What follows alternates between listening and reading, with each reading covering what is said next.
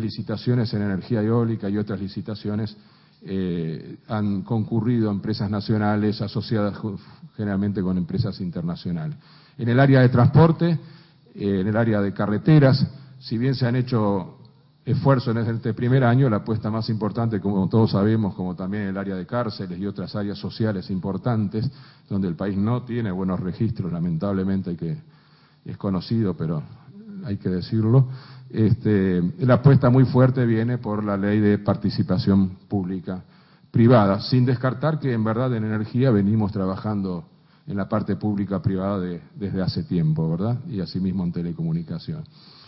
El tercer elemento, desarrollo de capacidades, educación con inclusión social, tema cada vez más complicado y que es parte incluso de algunos de los elementos conflictivos que a veces se viven porque estamos en un nivel de desocupación que significa incorporar muchas veces en forma muy rápida y sin capacitación a personas que hace años que estaban fuera del circuito laboral y que muchas veces tienen dificultades de integración dentro de una disciplina determinada. No nos es ajeno, digamos, los conflictos que en algún momento estamos teniendo en algunas ramas en particular, que son de diversas causas, pero es la contracara del tema está en la necesidad de una mayor educación para poder manejar relaciones modernas, tanto de parte de los empresarios como de parte de los trabajadores. Y finalmente, cuando el ambiente viene tan turbulento, o como cuando decía anteriormente, el dólar no es la principal política industrial, como lo fue, por ejemplo, para el desarrollo de los países asiáticos en su momento, a que aparte de políticas específicas, no muchas acordes a la OMC, pero en aquella época la Organización Mundial de Comercio era mucho menos restrictiva de lo que es ahora.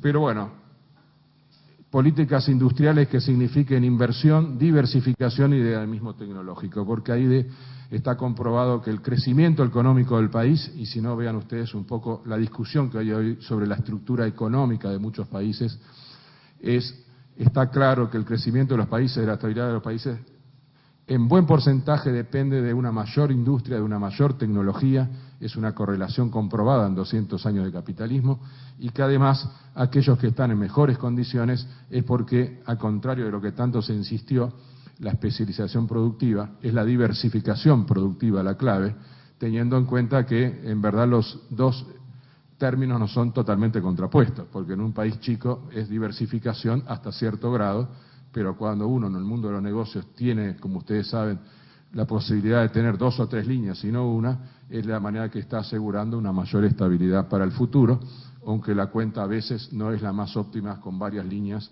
que frente a una sola línea, pero esa sola línea es peligrosa, rinde muy bien cuando crecimiento y rinde muy mal cuando hay crisis. Y Uruguay, desde su inserción como república, tuvo siempre una línea que fue la pecuaria y recién hace 10 años empieza a tener una línea agrícola más desarrollada y ahora empieza a tener una línea industrial más desarrollada. Lo supo tener en los años 50 con la política de sustitución de importaciones, pero ahora vuelve con otras políticas más abiertas hacia el mercado y hacia las exportaciones. En definitiva, el enfoque sistémico y, como se ha visto, la política macroeconómica es fundamental, pero sin una estructura productiva adecuada no es durable, por más que la manejemos bien en el corto plazo, y sin infraestructura, que es el otro factor, y gente capacitada, en definitiva, no puede haber desarrollo industrial. Por eso nosotros en el Ministerio estamos trabajando con una serie de herramientas. Acá yo, en esta presentación, las disminuyo rápidamente, porque si no la presentación es muy larga. Un buen menú de política industrial les va a hablar siempre de capacidades empresariales, de inversión, de logística, de incentivos, y esto vamos a hacerlo un poquito resumido. Clave es para el desarrollo la promoción de la inversión. Uruguay es un país abierto, reconoce la inversión nacional y extranjera, y lo que está cambiando ahora es el esfuerzo grande en fomentar encadenamientos verticales y horizontales, o sea, tener no solo una inversión que exporta en base a las materias primas, sino tener una inversión que a su vez desarrolla empresas hacia el costado. La verdad que estamos aprendiendo en este tema, y cada vez que tenemos posibilidades de ir modificando, como dice la segunda parte de la ley de inversiones, lo tratamos de hacer de tal manera de seguir siendo atractivos para las inversiones, pero tratar de que esas inversiones, en definitiva, aporten más tecnología y más desarrollo de pequeñas y medianas empresas. Uruguay tiene la ley de inversiones, los regímenes especiales de admisión temporaria, que esperemos conservarlo muy fuertemente, porque es un régimen tan positivo que cuando uno ve el Plan Brasil Mayor, que es el plan que lanzó Brasil el 2 de agosto, pone énfasis en 2 o 3 cosas parecidas a las que ponemos nosotros. Debo decirlo, con mucho más fuerza de la que ponemos nosotros, y eso es algo que tenemos que aprender, pero pone énfasis muy fuertemente en la admisión temporaria, pone mucho énfasis en la defensa comercial, básicamente, y pone mucho énfasis en el financiamiento, cosas que nosotros lo venimos poniendo, pero Brasil, claro, en ese sentido, el título del programa lo dice, Brasil Mayor, digamos, es mucho mayor que lo que nosotros hacemos. En definitiva, los regímenes especiales de admisión temporaria que permiten entrar mercadería, como ustedes saben, incorporarla y no pagar impuestos y exportarla, generalmente es un régimen más bien positivo para todas las industrias. A veces me dicen que hay industrias que dependen exclusivamente de eso, y yo digo, sí, hay algunas, pero en verdad la utilidad es para todo el sector industrial. Las zonas francas y los parques industriales como elementos claves de diversificación. Está comprendido en el mundo de que la existencia de zonas francas y de parques industriales son el mecanismo para tener más empresas diversificadas en cuanto a servicios y en cuanto a producción de bienes. Las modificaciones al régimen de promoción de inversiones que se vienen procesando, lo que tratan de adecuar es la nueva situación que tiene el país en desempleo y en crecimiento a lo que fue la reglamentación del año 2007. En forma muy rápida se establece una única matriz para evaluar todos los proyectos. Recuerden que la evaluación del régimen de inversiones lo que da son exoneración de impuesto a la renta, de IVA, impuesto al patrimonio, pero para el impuesto a la renta es por un puntaje que se da de acuerdo a una matriz de indicadores, y en cada indicador se suma un puntaje, luego esto se obtiene qué porcentaje de exoneración tributaria se logra.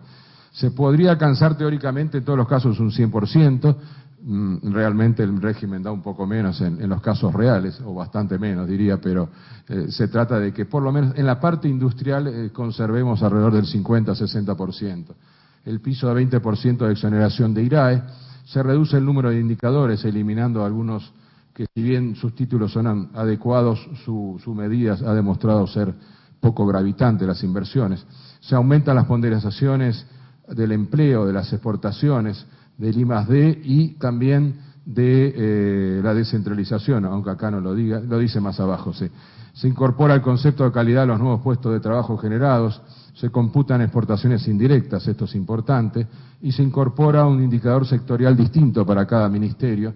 En este caso, el Ministerio de Industria lo que ha optado por un indicador que tiene en cuenta contenidos tecnológicos. No lo dice acá, pero se agrega como la matriz única, trae como desventaja para la pequeña y mediana empresa que tiene que tratar de puntear en todas las matrices, se agrega en forma directa 15 puntos y estamos discutiendo si no nos conviene un poquito más para que la pequeña y mediana empresa tenga una exoneración más directa, no dependiendo tanto de la matriz.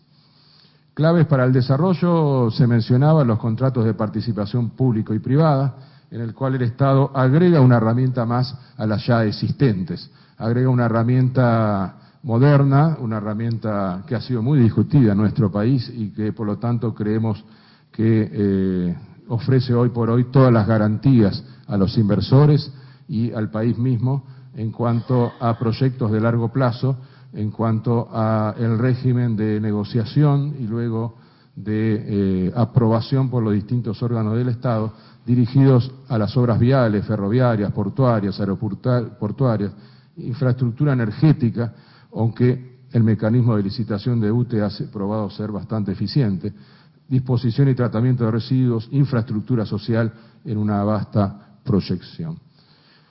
Y eso aplicado a 4 aspectos de estrategia productiva. Cuando nosotros presentamos el presupuesto, dividimos también en forma sintética, lo expreso, dividimos nuestras acciones con fondos del Ministerio y con fondos de la ANI y con distintos organismos, el LATO, con el cual trabajamos fuertemente, al fortalecimiento de la estructura productiva, al desarrollo de políticas transversales. Esto pasó a ser muy importante. El nuevo Plan Brasil Mayor que lo pongo como referencia porque salió hace poquito, hace un hincapié enorme en el control de las importaciones que cumplan las normas de los productos nacionales. Esto es una barrera pararancelaria posible o una ventaja para nuestro país, según sepamos fortalecer la estructura productiva a través de la calidad, de la acreditación de las normas ISO y todas las normas más específicas de cada una de las industrias. Elemento de trabajo fuerte con la Cámara de Industria, sin ninguna duda, porque el plan brasilero es una ventaja para Uruguay o una amenaza según cómo termine siendo aplicado. Menciono un poco Brasil porque es reciente y porque es el 20% de las exportaciones, pero no tengo ninguna duda de que la mayoría de los países están ajustando sus mecanismos de defensa comercial frente al ambiente de inestabilidad que se vive. Políticas de especialización de cadenas productivas, donde las cadenas intensivas en innovación son un objetivo nuestro, y entre ellos se encuentra la tan exitosa informática que tenemos en los últimos años, la incipiente biotecnología, donde tenemos nosotros un mercado natural propio, como es el mercado de este Mercosur, con tanta dotación ganadera, con tanta dotación agrícola, energías renovables, donde por primera vez hemos puesto contenido nacional obligatorio en las licitaciones y los iremos aumentando con el tiempo y perfeccionando, y industrias farmacéuticas y de la salud, donde Uruguay se distingue. Inversiones para cadenas motores de crecimiento, que ya son las cadenas tradicionales agroindustriales, y seguimos diciendo que hay posibilidades de invertir muchísimo en lo naval. A esta altura la cantidad de astilleros, 2, básicamente, uno dedicado más a la construcción y mantenimiento y el otro al mantenimiento, son totalmente insuficientes. Automotriz, que siguen llegando nuevas inversiones, estamos hablando, por ejemplo, con una empresa japonesa nueva el otro día sobre el tema, porque la puerta de entrada del gran acuerdo que firmamos con Argentina primero y ahora con Brasil, que renovamos hace un mes nada más, en donde el acuerdo es de comercio compensado, está, dado la gran cantidad de autos que se está vendiendo en todos lados, está promoviendo esa industria, a pesar de las dificultades que puedan tener. Carnes, lácteos, cereales oleaginosos, que son los principales rubros de exportación, que tienen tecnología incorporada cada vez más fuerte. Hoy la tecnología no hay que mirarla solo en los productos, sino también en los procesos. Forestal, manufacturas de madera y, sin ninguna duda, industria de la construcción, entre otros.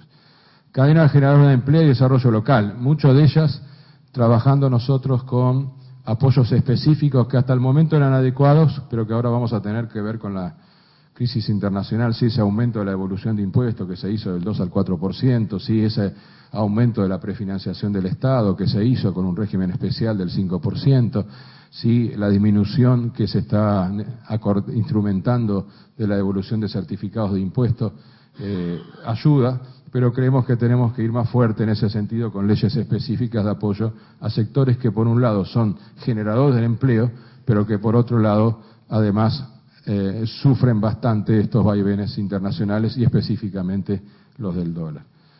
Claves para el desarrollo son los planes sectoriales, a nuestra manera de ver, que es una propuesta abarcativa, porque acá la interacción pública-privada es, en definitiva, la clave para seguir avanzando. Es lo que estamos haciendo hoy en esta reunión. El conocimiento, la información, la promoción son políticas industriales modernas, a diferencia de las que hubieron en años anteriores o las que no hubieron en la década del 90, cuando se pensaba que no debía existir política industrial. Política industrial es promover sectores, política industrial es tener mucho mejor la estructura de costo del país para tomar medidas y tener mucho mejor la estructura productiva del país, y política industrial es una tarea de coordinación fuerte para que las inversiones se desarrollen. Tengan en cuenta que el último año las inversiones estuvieron fuertemente orientadas por las pequeñas y medianas empresas por fuera de la mega inversión que hoy es Montes del Plata.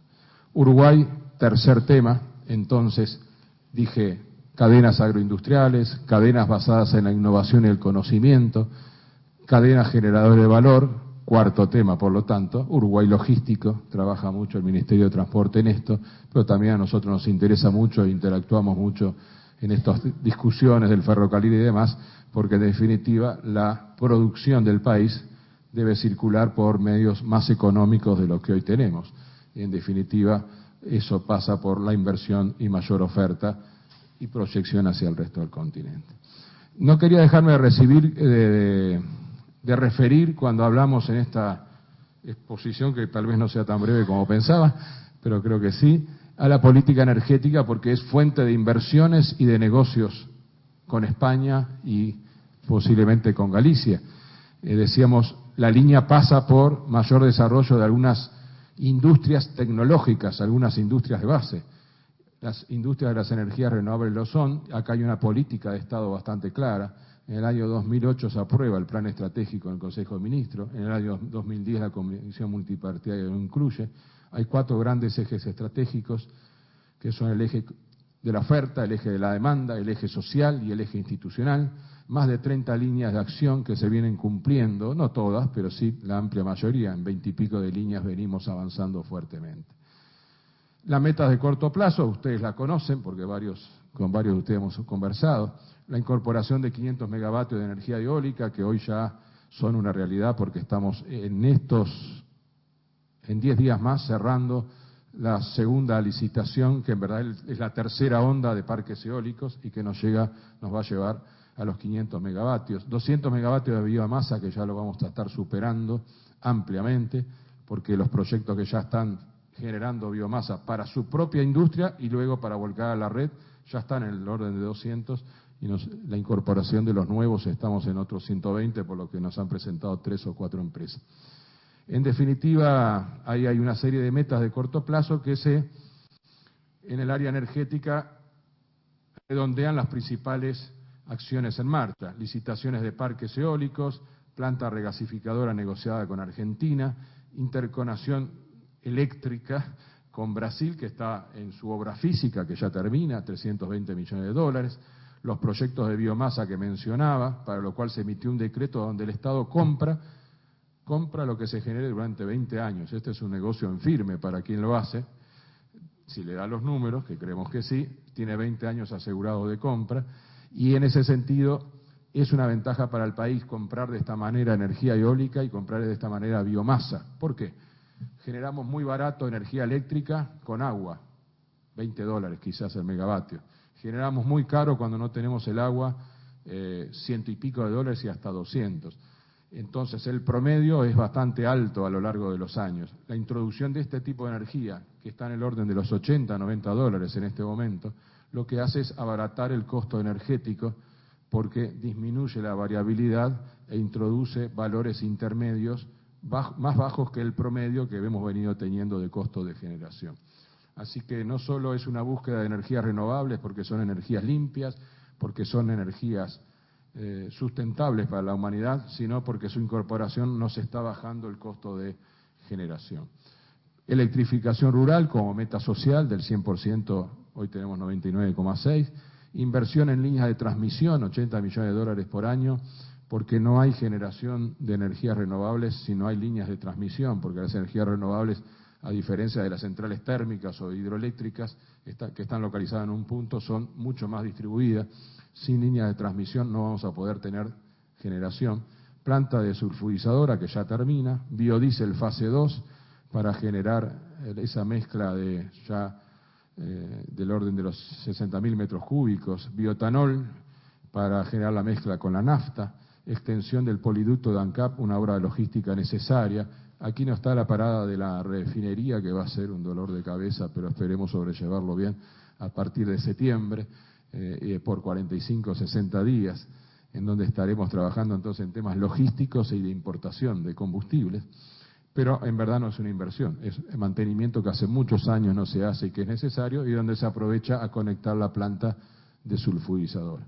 La ronda Uruguay 2, con gran interés de empresas internacionales en la plataforma marítima, y el plan solar, en el cual el próximo lunes, esta es una novedad, es un anuncio, estaremos entregando el decreto reglamentario de la ley de energía solar, que tiene como base el de utilizar energía solar térmica para sustituir calefacción de agua en las grandes superficies, básicamente en hospitales, en centros deportivos, en hoteles, y que para ello da, por un lado, la obligación del registro de proveedores, el contexto técnico en el cual las empresas aplican y fundamentalmente para un desarrollo de la industria más fuerte, incentivos de acuerdo a lo que prevé la ley en base al contenido nacional y a la eficiencia energética, que puede llegar a porcentajes importantes de exoneración de los diversos impuestos. En verdad, el mecanismo es que los primeros 5 años importa el contenido nacional para exonerar impuestos en todas estas obras que son de mucho dinero y que va a ser obligatorio para las nuevas construcciones grandes. Y luego de los 5 años empieza a hacerse la combinación contenido nacional, eficiencia energética de la obra, medida, hasta que, en definitiva, a lo largo de 15 años se hacen estas exoneraciones para obligar a que todas las construcciones, remodelaciones o rehabilitaciones de grandes superficies sean hechas con industria nacional, sin descartar la industria importada. Estamos hablando porcentajes, porque Uruguay no puede producir el 100% de los elementos que se necesitan. Por eso es muy bienvenido la tecnología de otros países que han invertido en este tema, porque creemos que el mecanismo pasa a través de esta ley por asociaciones de empresas nacionales con empresas extranjeras, que entre know-how y contenido nacional, o sea, entre valor agregado y eficiencia energética, den entonces las posibilidades de desarrollar energía solar térmica con los beneficios impositivos que recién mencionaba. El desarrollo de la biomasa y el desarrollo de la energía eólica, como ustedes ven, viene en forma exponencial y creo que en 2 años más las barras van a subir fuertemente todavía. En algunos cálculos que se hacen, no se toma en cuenta que la biomasa mucha se utiliza para la generación de las propias empresas y se toma como medida ADME, o sea, la administración eléctrica, que donde uno lo que ve es lo que entra a la red nacional, siendo que en verdad la biomasa es una de las grandes fuentes de cogeneración de vapor y de energía. En energía eólica, básicamente, el boom lo va a estar dando, yo creo, el año 2013 aproximadamente, con los 300 megavatios ya, 150 ya firmado el contrato y 150 que ahora estamos licitando. Eso para llegar a una matriz primaria global del año 2015 del 50% de energías renovables y basada fuertemente en los materiales autóctonos que tiene el país. Muchas gracias.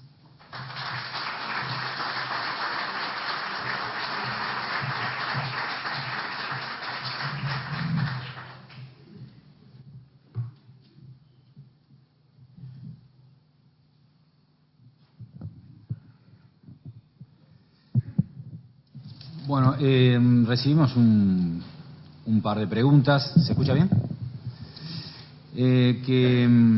Habida cuenta del tiempo que dispone el ministro, que estamos ahí, me parece que la podemos resumir. Estamos en un contexto donde hay un contexto local y un contexto internacional que influye en la actividad económica naturalmente en Uruguay, que es el origen de la pregunta. Entonces, una primera pregunta está orientada: ¿de qué manera entiende el ministro que este tipo de coyunturas complicadas desde el punto de vista de la situación global, particularmente en Europa y en Estados Unidos, puede influir en el cambio de algunas de las políticas de desarrollo industrial?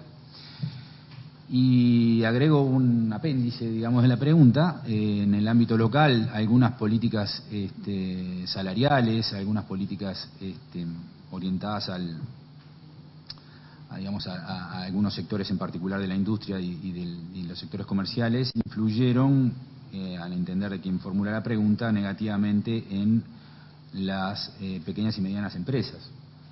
¿Hasta qué punto el Ministerio prevé en su programa de desarrollo políticas de estímulo para promover y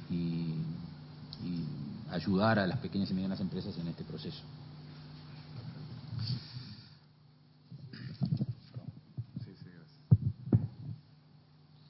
Bueno, lo primero sobre el contexto internacional. Son 2 o 3 consideraciones que creo que todos compartimos. Lo primero, que está totalmente impredecible. Indudablemente, la reunión de ministros del domingo pasado de Europa o la situación de Estados Unidos llevan a soluciones que no sabemos si luego habrán de ser profundizadas, porque el volumen de déficit fiscal y el volumen de deuda en países, por ejemplo, como Italia, que alcanza el 170%, creo que era la cifra, de esto no lo tomen en cuenta totalmente, es bastante arriba del 100%, hacen prever que las medidas a tomar vayan a ser importantes y seguramente no terminen en las medidas que se están tomando hoy a fin de recuperar en los países el crecimiento económico y en primera medida la estabilidad fiscal. Y lo de Estados Unidos, como todos sabemos, como una señal al mundo bastante negativa desde el punto de vista económico. Evidentemente se acompaña esto ya con aquella decisión del Fondo 2 que inundó de dólares el mundo. Este problema del tope de la deuda dio un mensaje preocupante en líneas generales, no a nosotros, sino generalmente a los inversores. Así que el panorama, lo que primero vamos a estar todos de acuerdo, que es bastante imprevisible.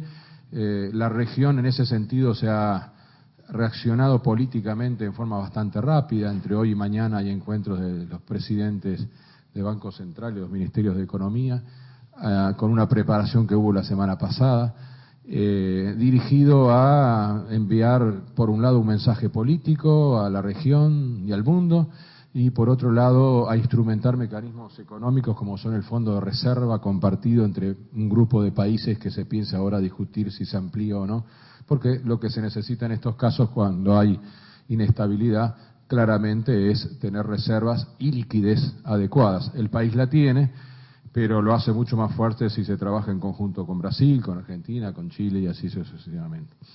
Si nos encuentra con un momento de crecimiento económico y con un momento de fuerte empuje del mercado local, porque no hay que desconocer que el crecimiento en buena parte está siendo generado por estos mismos factores que en la parte exportadora complican, pero en la parte de desarrollo de mercado local genera más poder adquisitivo, ¿verdad? Nosotros como política industrial en este sentido, básicamente, o la política económica del país en general y la política industrial en particular, es perseverar con las mismas líneas que traíamos, pero en forma pragmática.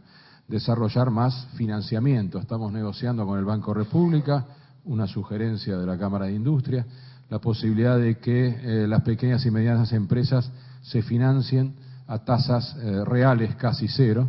Yo creo que lo vamos a lograr mediante algún sistema de garantías que nos permitan tener esa posibilidad para que facilitar lo que va a ser bastante evidente según siga la crisis económica, problemas de financiamiento en particular. Por otro lado, estamos en la semana de las MIPYMES.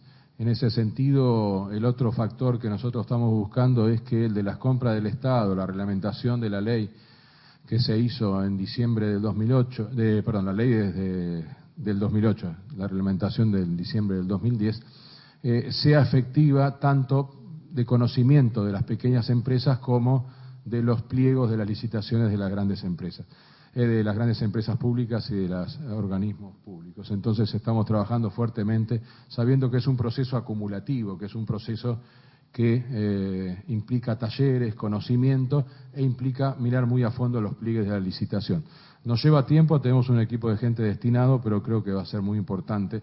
Y otra vez, el Plan Mayor Brasil es uno de los puntos más importantes que trae el de las compras públicas para favorecer la pequeña y mediana empresa, que en forma natural tiene siempre una competencia desventajosa, ¿verdad? Porque los costos fijos se distribuyen en una menor cantidad de unidades producidas y eso al final son costos unitarios mayores. La otra pregunta, entonces. En este contexto, sí, era la pregunta. En este contexto regional y que eventualmente podría tener alguna implicancia desde el punto de vista del déficit fiscal, en algún momento ha sonado, por lo menos últimamente ha sonado bastante, la revisión de los incentivos fiscales para los planes de inversión. Seguramente se merece una aclaración particular y ahí va el punto, Roberto. Sí. ¿Cómo no? Sí, el déficit fiscal primero está controlado, ¿verdad? Lo que no hay un objetivo obsesivo con él, sino un objetivo cuidadoso, por lo que decía el balance de la trilogía dinámica de los economistas que hablan de incongruencia dinámica o cuando uno no logra ajustar las tres cosas, tipo de cambio, inflación y déficit fiscal. El déficit fiscal proyectado, porque ya en la rendición de cuentas el gobierno había tomado la perspectiva de esta inestabilidad general que puede afectar en algunos mercados específicos, ya se preveía un déficit fiscal del 1,6%, que es un valor perfectamente financiable para nuestro país, en una relación deuda-producto bruto interno que viene bajando, de acuerdo a la meta de pasar en este periodo del 70 al 40% de relación. Los cambios en el régimen fiscal, no es para nadie, se oculta de que el régimen de inversiones nació fundamentalmente para la industria, pretendemos de que se ensanchó después para otros sectores. Nosotros pretendemos que la industria lo siga usufructuando de la misma forma y también esto se puede hacer modificando los parámetros, porque en verdad lo que hemos visto es que la utilización de la deducción de impuesto a la renta se torna a veces dificultosa. Se concede un 50% de deducción de impuesto a la renta durante 4 años, pongamos, y el empresario por distintos motivos logra utilizar el 12, el 15 o en el máximo el 20%. Entonces acá lo que estamos disminuyendo es quizás el colchón ese, es lo que se pretende, ajustando eso para que tengamos en algunos casos menores porcentajes de exoneración, pero con más autocanalización en los tiempos como posibilidad. Eso es lo que estamos ajustando más finamente, porque nos damos cuenta de que, como el régimen prevé, bueno, usted puede exonerar tanto dinero, pero lo puede hacer en 3, 4 años a partir de que tenga la primera rentabilidad. Eso no parece ser suficiente. Así que el ajuste en verdad hace bajar posiblemente los porcentajes que no fueron efectivos, pero fueron interesantes igual, y trata de aumentar lo que es la canalización. Eso es lo último que estamos discutiendo hoy, demorando un poquito más para que el régimen sea bien efectivo. Bueno, aprovechamos para despedir a nuestros amigos de LIGAP en Galicia. Alfredo, espero que esto haya sido útil y que haya contribuido con los objetivos que nos planteamos.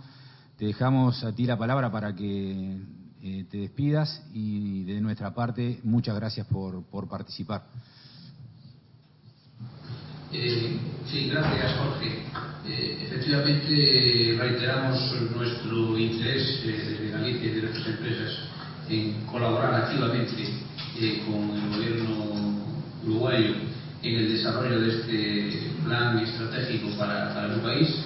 Ha mencionado el ministro que eran una serie de sectores en los que nosotros tenemos grandes y fuertes competencias y los que ponemos a vuestra disposición para ayudar al cumplimiento de este ambicioso plan, que por cierto también nos ha desagradado. Agradeceros a todos vuestra invitación por estar con vosotros. Jorge, un abrazo muy fuerte. Ministro, espero volver en breve. Y la embajadora, no sé si está ya con vosotros o no. Sí. Pero bueno, si está, un saludo también muy cordial por parte de todos. Gracias y buenas tardes aquí desde España. Bueno, muchas gracias, Alfredo. Buenas tardes para ti. Muchas gracias también de nuestra parte y un saludo muy grande. Aurora, si es tu casa, bueno, muy bien. Bueno, queremos agradecerle, por supuesto, a Roberto en nombre de nuestra asociación. Le agradecemos, por supuesto, en lo personal, de habernos permitido compartir este momento. La asociación quiere tener una atención contigo que para nosotros es muy simbólica y que representa la idiosincrasia de nuestra colectividad, y en agradecimiento por tu tiempo y por tus palabras. Muchísimas gracias. Por favor.